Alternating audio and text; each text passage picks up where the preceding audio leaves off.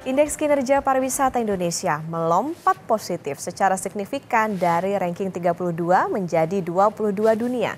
Level indeks pariwisata Indonesia bahkan di atas negara tetangga seperti Malaysia, Thailand, dan Vietnam. Ranking ini dikeluarkan secara resmi oleh World Economic Forum pada 21 Mei 2024. Naiknya ranking indeks kinerja pariwisata Indonesia menunjukkan bangkitnya sektor pariwisata Indonesia setelah sebelumnya lesu diterpa pandemi COVID-19 serta efektivitas penerapan kebijakan dan penggunaan anggaran.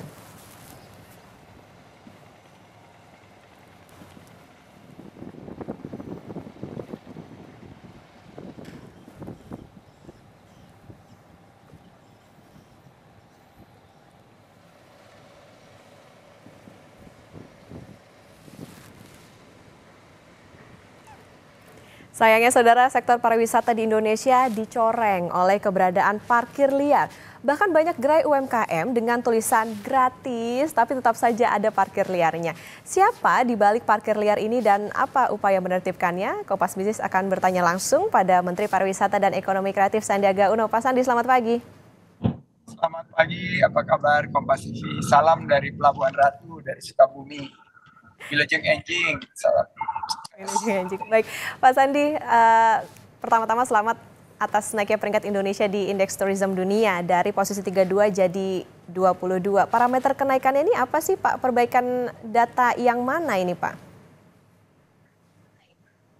Alhamdulillah kita sekarang bisa mengalahkan Selandia Baru, Belgia, dan Turki. Jadi kita levelnya di tingkat dunia semakin jauh meninggalkan negara-negara tetangga kita. Dan dari 3 aspek yang Indonesia dinilai berhasil melampaui ekspektasi dunia adalah prioritisasi dari destinasi-destinasi wisata kita. Jadi kita punya 5 destinasi super prioritas seperti Danau Toba, Borobudur, Mandalika, Labuan Bajo, dan Likupang. Ini yang pertama menjadi aspek utama dari penilaian. Yang kedua adalah nature dan culture. Bagaimana kita bisa menjaga alam kita dan merawat budaya kita.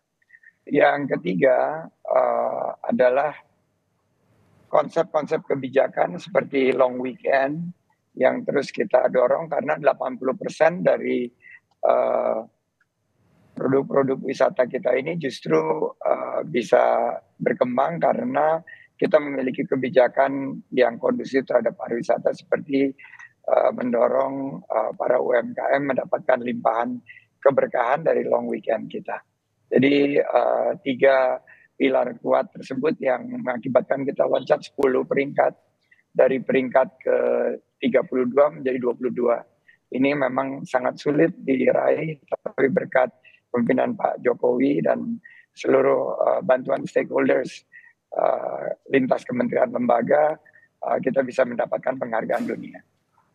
Punya destinasi wisata yang prioritas, punya kebijakan yang bagus juga untuk memajukan pariwisata. Tapi sayangnya Pak Sandi nih, masyarakat kadang kerap enggak nih Pak ke tempat wisata karena adanya parkir liar. Nah, kenapa sih Pak parkir liar ini jadi hal lumrah? Siapa sebetulnya di balik parkir liar ini? Ada individu kah yang mengelola atau sebetulnya ada organisasinya? Ya, jadi kami selalu mendorong kelompok sadar wisata atau Pokdarwis yang merupakan pariwisata berbasis komunitas. Karena kalau komunitas yang menjaga melalui desa wisata, desa adat, maka kita bisa melakukan kontrol terhadap praktek-praktek yang sangat merugikan seperti parkir liar, premanisme. Saya menyampaikan kalau kita ini menggetok, pasti orang datang akan kapok. Jadi ini yang berhasil diatasi dengan pendekatan kelompok sadar wisata, desa wisata, dan juga partisipasi masyarakat. Tapi pasti akan ada kerap 1-2 hidden gem yang tiba-tiba muncul dan menjadi daya tarik wisata. Kemarin banyak keluhan di beberapa destinasi, baik di destinasi unggulan di Bali maupun di Jawa Barat, malah di dekat kantor saya di Masjid Istiqlal juga terjadi tahun lalu. Nah ini yang perlu kita dorong agar sama-sama kita awasi. Karena indeks kita pasti tidak akan kita bisa pertahankan kalau perilaku daripada sekelompok kecil pelaku pariwisata dan ekonomi kreatif ini akan mencoreng reputasi Indonesia. Berarti kan ada pengawasnya, ada Pokdarwisnya tadi ya Pak ya. Nah kalau misalnya tempat wisata tuh sebetulnya pengelolanya wajib nggak sih Pak bayar retribusi terutama soal parkir ini supaya harapannya adalah menghalau adanya parkir liar gitu. Kalau di Jakarta saat saya bertugas di Pemprov DKI Jakarta kan semuanya sudah ada perdanya. Sudah ada juga kerjasamanya pengelola wisata. Jadi itu saja yang kita pegang dan kita harapkan ke depan semuanya mematuhi aturan dan lingkungan. Dan juga ada norma-norma kearifan lokal yang harus kita junjung tinggi. Bagaimana parkir ini tidak merusak lingkungan, membuat macet, dan mengganggu kenyamanan, keamanan, dan ketertiban masyarakat. Ini harus kita pegang teguh dan tindak tegas jika ada penyalahgunaan kewenangan maupun penyimpangan dari perilaku premanisme dan juga perilaku para juru parkir ilegal. Berarti sebetulnya kalau untuk parkir itu sendiri ada aturan hukumnya ya Pak ya? Selalu ada aturan hukumnya dan kami terus mendorong agar melakukan transformasi digitalisasi. Karena digitalisasi ini akan jauh lebih mudah untuk mensosialisasikan, mengedukasi masyarakat, dan juga mengontrol dari segi retribusinya. Kalau ada aturannya, ada kontrolnya, artinya sebetulnya masyarakat berhak nolak nggak sih Pak kalau ditarik tarif parkir liar itu ada nggak regulasi yang kira-kira bisa melindungi masyarakat kalau misalnya kita dipukul tarif parkir yang besar banget ketika berada di tempat wisata? Super berhak, super berhak. Mereka memiliki hak yang dilindungi oleh hukum dan cukup mengacu kepada perundang-undangan baik itu peraturan daerah maupun juga bentuk kerjasama yang telah di SK-kan oleh pemerintah daerah setempat yang juga biasanya bekerja sama dengan baik pihak ketiga yang resmi maupun bekerja sama dengan kelompok sadar wisata yang telah diakui keberadaannya oleh baik SK Bupati maupun juga pemerintah daerah setempat.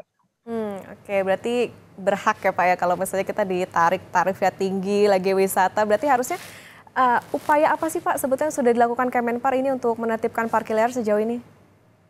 Kita kerjasama dengan lintas kementerian lembaga dan juga dengan pemerintah daerah sampai ke level pengelolaan desa wisata dan sampai dengan penyediaan lahan parkir yang kita lengkapi dengan sentra-sentra ekonomi kreatif. Sehingga nanti travel pattern atau pola perjalanannya itu bisa juga menyentuh UMKM yang di sekitarnya. Sehingga juru parkir liar atau keterlibatan daripada anggota masyarakat yang ingin mengelola pariwisata dengan lebih baik ini bisa diatur dan diberikan kompensasi yang memberikan tambahan pendapatan untuk kesejahteraan masyarakat setempat. Sudah ada koordinasi, tapi pengawasannya sejauh ini apa sih Pak dan sanksi yang bisa diterapkan kalau ada oknum-oknum tadi misalnya narik parkir tarifnya tinggi atau bahkan melebihi dari ketentuan gitu seperti apa Pak Sandi? Ya, yang seperti kita lihat di layar Bapak-bapak, Ibu-ibu sekalian, ini adalah penertiban yang merupakan hasil dari koordinasi pemerintah lintas pemerintah daerah. Ini ada dari Dinas Perhubungan yang bekerjasama dengan Satpol PP, juga di beberapa daerah perlibatan teman-teman TNI, Polri. Ini semua demi keamanan dan ketertiban masyarakat. Pemerintah tegas dan ini semua diatur, ada kerangka acuan peraturan perundang-undangannya. Dan silakan dipantau juga oleh masyarakat. Karena kalau masyarakatnya juga ikut aktif memantau bersama, maka semakin hari akan semakin baik. Seperti yang kita lihat dari hasil indeks pariwisata dunia kita yang terus meningkat. Mari kita sama-sama meningkatkan pilar terbawah ini, karena kan tadi ada pilar terkuat yang kita miliki. Pilar terbawah itu ada 3 hal juga, yaitu kebersihan dan kesehatan, juga ketertiban dan keamanan serta keselamatan. Jadi kita sudah menertibkan melalui sertifikasi CHSE, Cleanliness, Health, Safety, dan Environmental Sustainability. Ini yang kita harapkan juga nanti setiap destinasi wisata melengkapinya dan mengikuti proses sertifikasinya. Sudah ada upaya menertibkan, masyarakat juga diminta proaktif. Kalau sejauh ini Pak, kita juga nggak bisa lepas soal gimana parkir-parkir liar ini ada oknum misalnya ormas. Nah ini ada pendekatan persuasif nggak sih Pak dari pihak Kemenpar untuk ini? Karena kan kita nggak bisa menolak juga begitu. Soalnya kalau kadang kalau misalnya kita parkir ada beberapa oknum yang memaksa gitu untuk bayar parkir ini. Ya, caranya adalah sebelum kita berwisata, kita pastikan destinasi wisata tersebut di dalam pengelolaan pihak-pihak yang mumpuni, dan kita memiliki data-data yang lengkap sehingga begitu kita memasuki destinasi wisata tersebut, kita paham peraturan yang membawahi beberapa kegiatan masyarakat yang terlibat dalam rantai jasa penyediaan fasilitas pariwisata tersebut. Jadi mungkin ada SK dari Bupati, ada desa wisatanya, silakan diakses melalui www.jadesta.com. Di sini kita akan tahu siapa pengelolanya, kita hubungi sampai di sana, sehingga nanti siapapun yang mencoba memberikan tarif-tarif yang tidak masuk akal, yang tidak wajar, ini bisa kita tertibkan bersama. Pak Sandi, kemarin kan juga sempat viral nih Pak, ada orang yang nggak jadi berwisata karena adanya oknum-oknum yang menarik parkir liar ini. Nah kalau dari Kemenpar ada kajian nggak sih Pak soal apakah ada dampak begitu dengan adanya parkir liar dengan penurunan jumlah wisatawan di tempat wisata? Sudah ada kajiannya, dan kajiannya ini sudah kami tampilkan tahun lalu, bahwa narasi negatif dari sebuah destinasi wisata membuat masyarakat enggan ke daerah wisata tersebut. Makanya kami menggandeng komunitas, salah satunya melalui Tepanas, teman parekraf nasional, di mana komunitas-komunitas ini yang melaporkan hal-hal yang tidak wajar sehingga bisa menekan narasi negatif dari sebuah tempat wisata. Seperti misalnya waktu itu di Anyer, di Banten, banyak juru parkir liar telah ditertibkan dan melibatkan balawista, komunitas penjaga pantai yang menjaga keselamatan, keamanan, dan ketertiban masyarakat. Juga di kawasan Puncak pernah dilaporkan dan segera ditertibkan. Kemarin ini di DKI, di Masjid Istiqlal juga terjadi, dan gambarnya sudah diambil dan sudah dilaporkan, dan Pemprov DKI cepat sekali mengambil tindakan. Jadi ini memang kayak kucing-kucingnya kejar-kejaran, tapi karena ini masih merupakan tahap awal dari peningkatan kesadaran masyarakat dari bagaimana pariwisata itu mendatangkan berkah ekonomi, membuka peluang usaha dan lapangan kerja. Bukan hanya banyak lapangan kerja yang dihasilkan sektor pariwisata ini, tapi juga kualitasnya sangat baik dari segi kesejahteraannya. Oleh karena itu kita butuh dukungan semua pihak, termasuk Kompas TV, untuk terus mengamplifikasi keluhan-keluhan seperti ini. Karena begitu diangkat misalnya pagi ini nanti semua ekosistemnya akan ikut memantau dan memberikan efek jera kepada para pelaku dan pelanggar dari peraturan yang telah ditetapkan. Dan juru parkir liar ini bisa masuk ke dalam kelompok sadar wisata, dan mereka bisa menjadi bagian daripada membuat pariwisata itu aman, nyaman, dan menyenangkan. Artinya kan ada kajiannya Pak. Kalau dilihat trennya dari tahun ke tahun seperti apa Pak? Karena kalau kemarin kan mungkin belum semasif sekarang nih untuk penindakan parkir liar. Kemudian sudah ada belum data, misalnya kalau sekarang kan sudah marak juga nih razia-razia dari oknum yang tukang parkir liar. Ini sudah ada belum Pak datanya soal ini? Datanya tahun lalu kita melebihi angka sebelum pandemi, 750 juta pergerakan wisatawan Nusantara. dan wisatawan mancanegara itu 14,3 juta targetnya di tahun ini. Per hari ini masih on track, tapi narasi-narasi negatif seperti ini yang harus kita segera tindak lanjuti. Jangan sampai ini menjadi narasi liar dan akhirnya berdampak terhadap persepsi berwisata yang tidak aman, tidak nyaman. Ini yang harus kita hindari dan oleh karena itu kami tindak tegas, tidak ada toleransi dan segera Wonderful Indonesia ini kita jaga dari aspek-aspek perilaku yang tidak sesuai dengan pariwisata yang berkualitas dan berkelanjutan. Tadi Pak Sandi sempat nyebut soal berharap kalau juru parkir liar ini pun juga masuk ke dalam kelompok sadar wisata. Nah sebetulnya permasalahannya apa sih Pak yang membuat sampai juru parkir liar ini marak begitu, kemudian juga mereka belum gitu, atau sampai Pak Sandi juga berharap bahwa mereka masuk ke dalam Pokdarwis ini? Ada gula, ada semut. Mereka melihat bahwa ada peluang, mereka mencari uang, tapi itu yang tidak berkelanjutan karena begitu mereka melakukan praktik seperti itu cepat sekali. 1-2 minggu orang udah nggak datang ke sana lagi. Dan ini membuat pariwisata itu tidak memiliki aspek kualitas dan tidak memiliki aspek repeat customer yang berkelanjutan. Nah ini yang kami lihat, sebetulnya mereka hanya mencari nafkah, mencari pekerjaan, tapi tidak memiliki pedoman. Nah akhirnya mereka harus kita berikan pelatihan, kita bantu mereka menjadi bagian dari ekosistem Parekraf.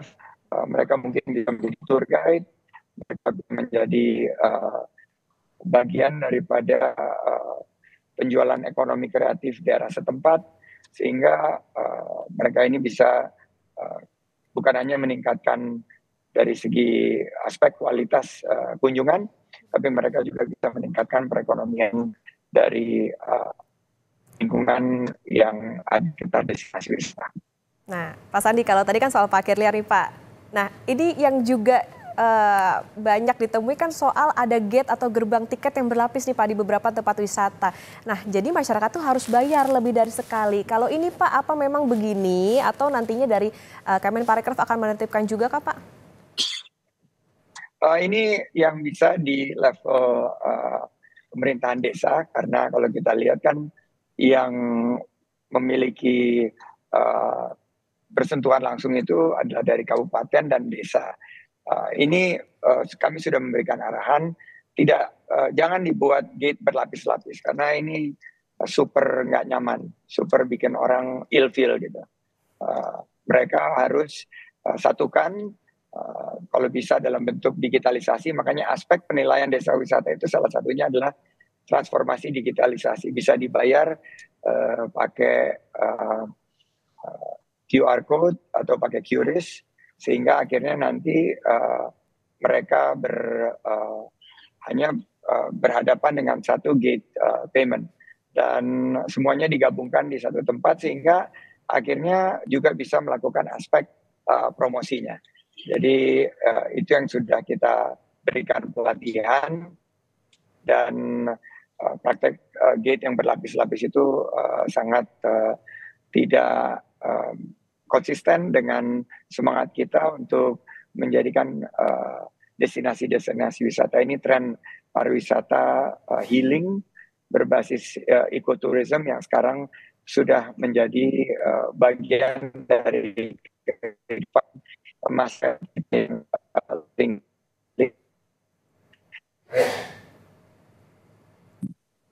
Ya, berarti yang menyenangkan, itu yang kita harapkan. ya, tentu harapannya tidak cuma razia oknum juru parkir liar, tapi juga tadi digitalisasi tarif parkirnya supaya bisa lebih tertata, rapi, dan juga masyarakat tidak ilfil berwisata di dalam negeri. Terima kasih Menparekraf Sandiaga Uno. Pak Sandi, sehat selalu Pak. Sehat selalu, terima kasih Kompas TV. Wassalamualaikum warahmatullahi wabarakatuh. Waalaikumsalam warahmatullahi wabarakatuh.